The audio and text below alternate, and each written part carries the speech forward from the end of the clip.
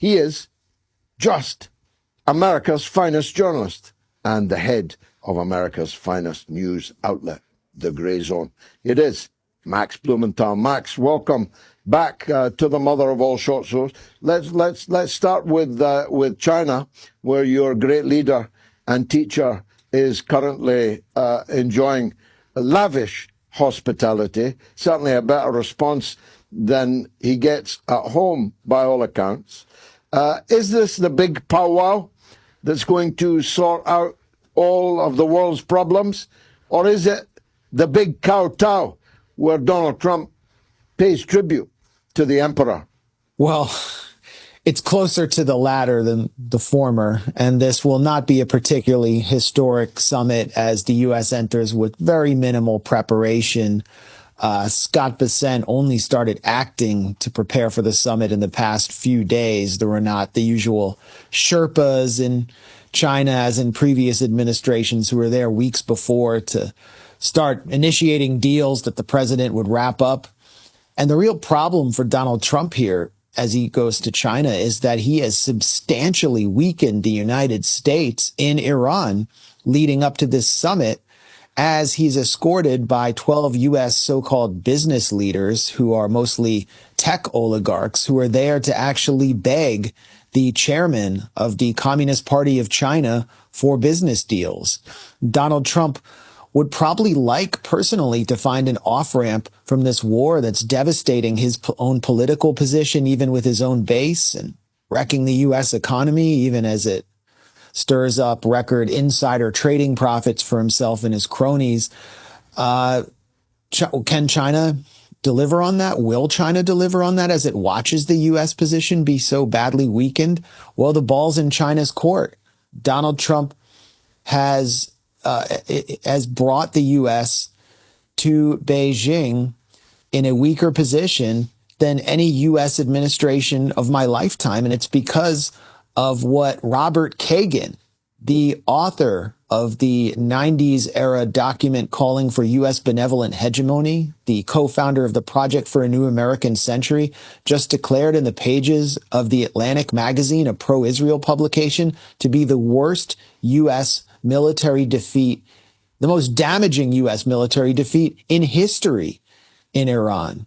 Wow. The U.S. will not be able to demand anything of China, as it complains that China is helping to provide, for example, Beidou GPS targeting systems for Iran's missiles, as well as satellites that allow Iran to see sophisticated U.S. systems and radars at U.S. bases in the region. It will not be able to do that. So what we are going to see is a display of U.S. weakness, as well as the lifting of I think like the final lifting of the mask on the fraud that Donald Trump sold his base on America First, as he hands over new sections of the U.S. economy to Chinese investors. Yes, I was going to raise that very point. There's speculation that China is going to start building factories in the United States, when it was an article of MAGA faith that China should not be allowed to own any land in the United States. And the rollback of agricultural land that China had already bought was one of the articles of faith. On one of the pavilions in the Forbidden City, there's the slogan of one of the emperors, forgive me, I forget which one, whose slogan was, "Do nothing." And when you think of it, that's actually what Xi Jinping has to do now. Do nothing. Let the Americans beg. Let the Iranians knock hell out of America's military political position in the Persian Gulf, and just sit there smiling wryly, which he's quite good at, actually. Yeah. And as you mentioned, there have been discussions of $1 trillion Chinese investment in the United States, which would presumably require China purchasing a lot of land in the U.S. I don't know, maybe on some level for the American consumer, it would be good to have, for example, access to BYD Chinese electric vehicles. We saw a lot of those when we were in Iran. They were certainly benefiting the Iranian consumer. They're cheaper and very durable and better than in many ways than Teslas produced by Elon Musk. But at the same time, what is Donald Trump doing to his own base here? Marjorie Taylor Greene has slammed him for this proposed $1 trillion deal as another betrayal of America First. And Laura Ingraham, who's more loyally in Donald Trump's camp, the Fox News host, still more loyal to Trump than Marjorie Taylor Greene, has called this one of the biggest mistakes of Donald Trump's presidency. Well, it's not really a mistake. This is actually baked into the cake. Donald Trump is purely transactional, and America First was basically a scam that he ran on an American public that had been sold out for over a decade through deals like NAFTA and CAFTA, got the opioid crisis to wipe out all the workers who were outsourced, and got the Iraq war to which fell disproportionately on poor districts in cities and on the Rust Belt, which elected Donald Trump. He scammed them all, and now they can see it. You say it's not a mistake, but he is actually making a lot of mistakes these days. Some of which are probably commonplace to you in the United States, but in the rest of the world, I think no one can really understand why he keeps talking about a ballroom, why every conversation gravitates towards a ballroom. I don't think any of us have ever heard a powerful political leader talk so much about something so ephemeral, something so essentially trivial. He's insulting women journalists in particular in the most vulgar way every single day. You can't really keep up with them, and not least because he's falling asleep in public in front of the cameras virtually every day. It's really hard for the rest of us to see this man still being president at the end of this term. Is it seen that way in the United States? Increasingly, although the Republican base is still remaining cultishly loyal to Donald Trump, at least a wing of it, though its enthusiasm is weakened, and you can see in the special elections leading up to the midterms how much more motivated Democrats are. I think, I don't look at American politics that way as, enthusiasm from Democrats or lack of enthusiasm from Republican voters. It's the people who don't vote, who've been turned off to politics and disgusted, who are actually voting with their feet and voicing their disgust with the duopoly. And Donald Trump was supposed to represent this rogue figure who was rebelling against the duopoly and delivering a different kind of politics. Remember in his first primary debate in 2016, or it might have been 2015, when he said all these other candidates are funded by billionaires and corporations, but I'm a billionaire and I've funded them, so I'm an independent man. I was like, I thought that was incredible. That was something that the American public actually wanted to see.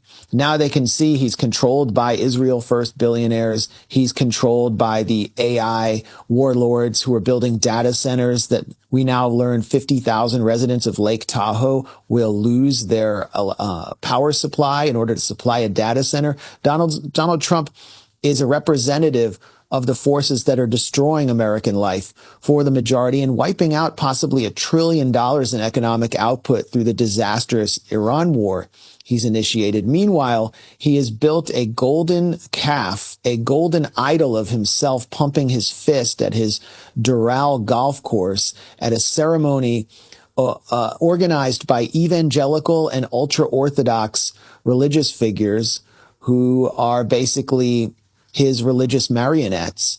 They built an actual golden calf in the center of the National Mall. Donald Trump has repaved the base of the reflecting pool to make it look like a pool at Epstein's Zorro Ranch or a pool at Mar-a-Lago. This is costing $40 million, $50 million. And when Donald Trump and Doug Burgum, his commerce secretary, drove over the pool in what was supposed to be a triumphant moment, they actually damaged the pavement, requiring more cost overruns. And now you also talk about the White House ballroom. If you look over the east end of the White House, you can see the ruins of trees that were mowed down dating back to the Calvin Coolidge administration. Basically old growth trees, rose gardens.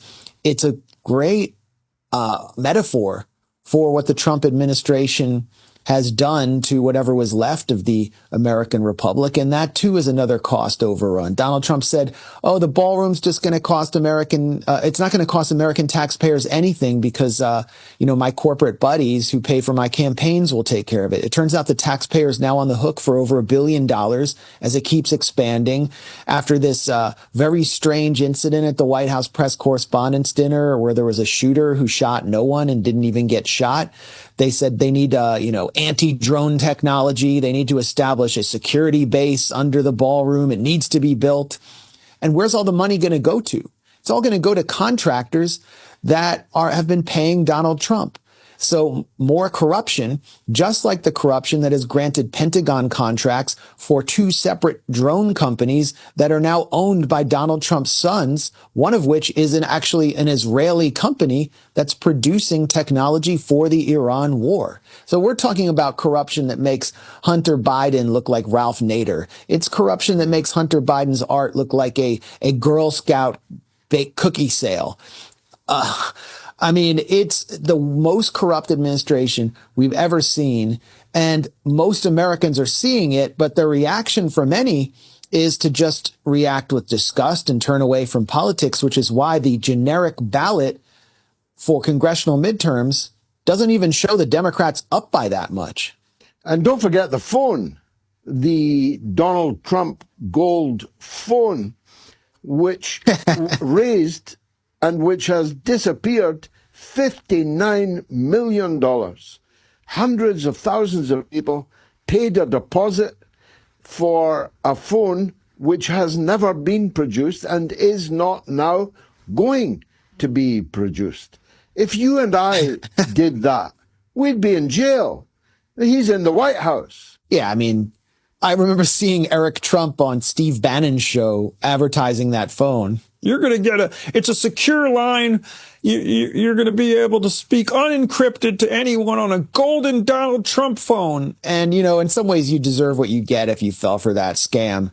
But there's not going to be any punishment there. And the Department of Justice is also investigating $2.8 billion of insider trades made since February 28th when Trump launched his illegal war of aggression on Iran on behalf of Israel. You think the DOJ is actually going to turn up convictions and indict the Trump administration? Right now, the DOJ is Donald Trump's personal law firm. Yeah, I wanted to move on to Iran. The vast majority of the people in our poll, 25,000 people have voted already. They think that the Iran war is back on again, and that as soon as he gets back from China, presumably, the war is on. I've got my doubts about that.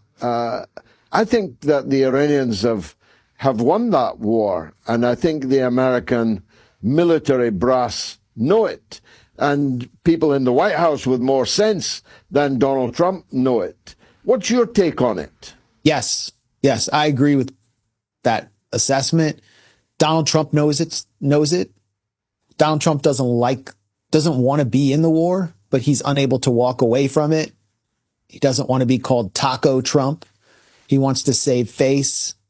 He has no moral victory to show for himself to be able to walk away. So it's humiliating, and he can't accept the humiliation, but he can't go back in because he will be politically pulverized. The Republican leadership doesn't like the war.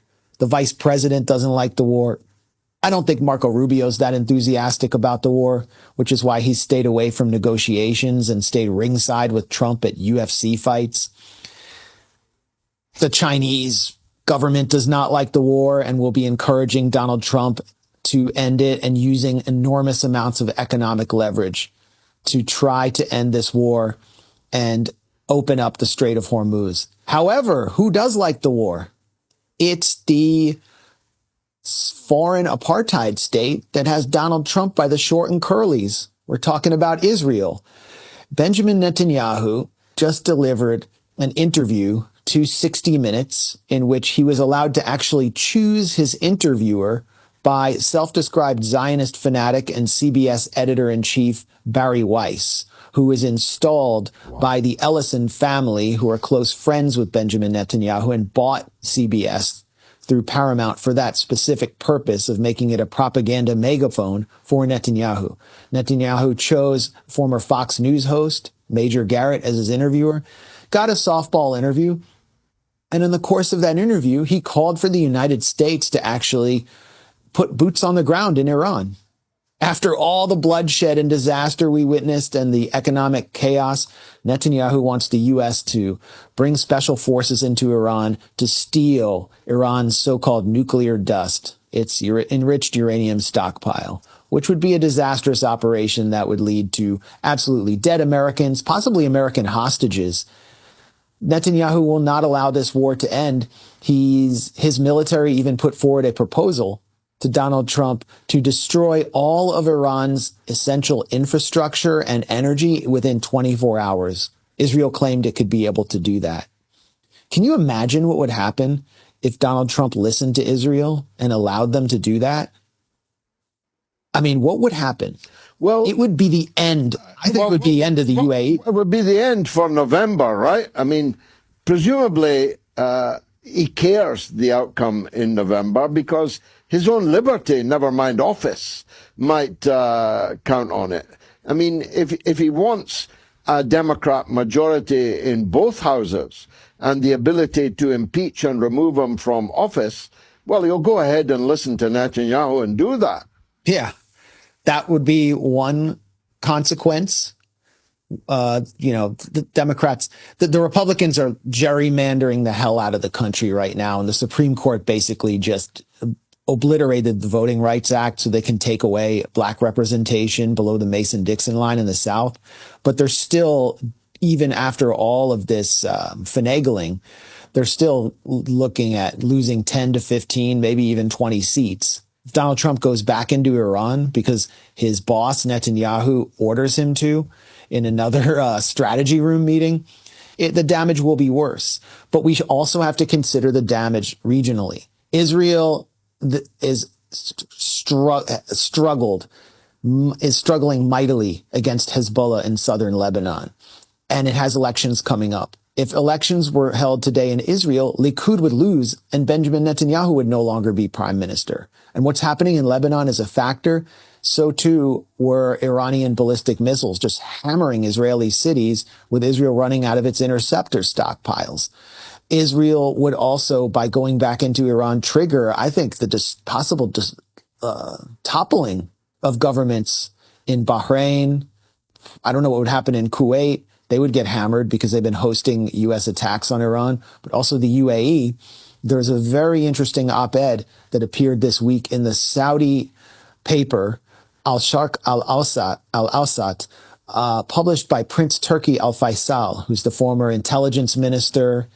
And he was trying to explain the real role that Mohammed bin Salman, the crown prince, has played throughout this war. We've been told that MBS was actually lobbying for the war, that he was a major force. But according to Prince Turki, MBS was a stabilizing force who tried to keep the Gulf states from entering the fight and tried to protect their own population from the U.S.-Israeli aggression, and that he succeeded, suggesting that the UAE was taking another position. And one thing that was tucked into that article was the concession by Prince Turki that if Saudi Arabia had gotten more involved, Iran would have destroyed their desalination plants and their oil infrastructure and destroyed the entire country. So he's basically saying Iran had the power to destroy those countries.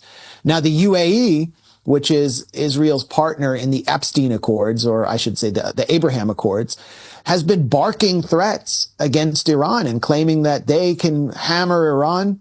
No, the UAE would face the same consequence as Saudi Arabia if the war begins again, the destruction of their desalination plants and their energy infrastructure at a time when temperatures are I don't know Celsius. I apologize to your audience, but peaking above 100 degrees Fahrenheit in the region, which means everybody depends on air conditioning or they have to completely leave the region. And I know people who've left the UAE and it's like they signed some kind of NDA agreement or something. Like no one is allowed to talk to me who is in the UAE or who left because they might want to come back because they're so afraid of that repressive dictatorial government. But let me just say the situation there right now, based on what I've heard, is worse than we even understand. Netanyahu very helpfully, or his office very helpfully this afternoon, let it be known that Netanyahu had made a secret visit to the UAE in the middle of the Iran war. And that'll do wonders for MBZ's standing in the region, particularly in Saudi Arabia. I have said all along, and I say again, and I entirely agree with what you've just said, that Saudi Arabia is the one Gulf country that tried to avoid all this and is the least penetrated by the Netanyahu gang.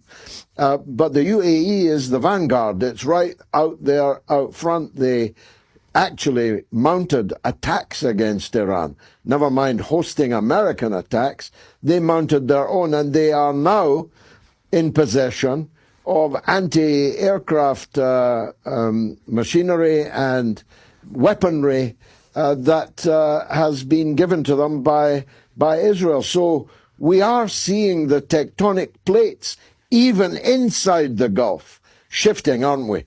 Well, the shift will be towards, this will be one of the outcomes of the U.S. failure in this war, is the shift will have to be towards the Gulf countries diversifying their international relations and starting to balance their relationship with the U.S. with better relations with China, better military cooperation with Russia, and better relations with Iran. And this is thanks to the prowess, asymmetrical prowess that Iran has demonstrated here. Saudi Arabia is already suggesting that it's poised to do that, whereas the UAE has made what might be a fatal mistake, which is that it is leaned entirely on its Epstein Accords or Abraham Accords alliance. It's put all of its cookies in the Trump family cookie jar. It is responsible for a majority of donations to Jared Kushner's investment firm. They have this ambassador in Washington, Youssef Otaiba. I've run into him on 2 occasions. And his job is to be like the biggest American bro, hang out with Fox News hosts. He invites them all over to his house to watch movies. I've seen him show up in like gym shorts at lawn parties in Georgetown.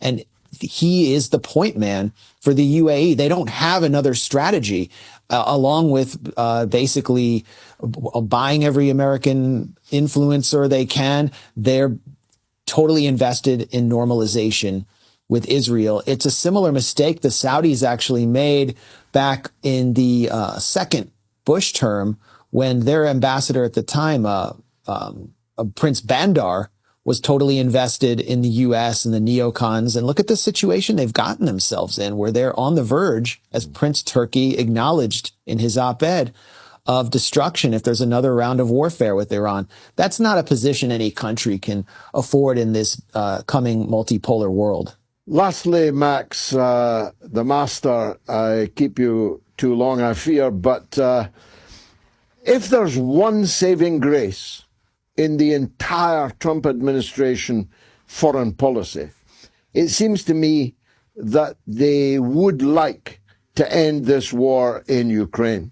And I said in my monologue that when I left Moscow, I could sense that with the spring had come a new confidence that this war, which has cost the lives of well over 1 million people, has cost hundreds of billions, if not $1 trillion or more, in treasure, and has created such tensions in the world that people go to bed at night in some places, some households, worrying about World War III, that the Trump administration would like to bring it to an end. Am I being over-optimistic on that? I mean, what is the Trump administration? Because if we include the CIA or the so-called deep state, they don't appear very interested in ending this war. And Donald Trump and his negotiators have just been so lazy diplomatically that they haven't taken any serious measures to de-escalate. The U.S. intelligence is escalating. They're behind these bombings of Russian pipelines, which have also increased the price of oil and also driven inflation and also contributed to the inability of the Fed in the U.S., for example, to cut rates, interest rates. This is another factor, along with the closure of the Strait of Hormuz and the pain of the global economy. You think the Ukrainians are able to do those strikes on their own inside Russian territory? No. And what are they achieving militarily? They're not actually altering Russia's calculus or stopping the advance of Russian forces. It's simply something that can be pointed to, and you see New York Times articles hyping it up to continue this war. I would also point everyone who's watching this now to a remarkable interview by Tucker Carlson of Vladimir Zelensky's former press secretary, Yulia Mendel. In that interview, she completely exposes Vladimir Zelensky as a fraud and a charlatan who has been propped up as a puppet of the British and U.S. war state. And she notes that he actually had vacationed in Crimea after it was annexed by Russia, which had been a secret until now, just to illustrate what a fraud he is. But she also goes back to the time of the supposed Bucha massacre, which, and she doesn't go deep into Bucha, but she raises some interesting questions about it and then confirms that at that time, most Ukrainians were expecting a peace deal, some kind of negotiation around Istanbul in April 2022, and that the war would come to an end so that tens and tens of thousands of Ukrainian men wouldn't be sent to the meat grinder. And instead, Boris Johnson, who is close to Zelensky, British Prime Minister, flies in, promises Zelensky everything, including to be a global hero, backed by Hollywood. And Zelensky basically agrees to shatter the Istanbul negotiations and continue the war for as long as possible. And that now Zelensky, who is entirely a creation of the U.S., backed by British intelligence, is continuing the war against the wishes of his own people. Let's look at the polls of Ukrainians. This war is unpopular inside Ukraine. They want an agreement with Russia to stop the killing. And every day, new footage comes out. Shocking footage. I can't even watch it. It's too painful to watch, of Ukrainian men being hauled into white vans while their families and children try to save them from being sent to the front. So this war is not popular among anyone. The U.S. public is not interested in it. The only people who want it are the war industry and the Trump family, as I mentioned before.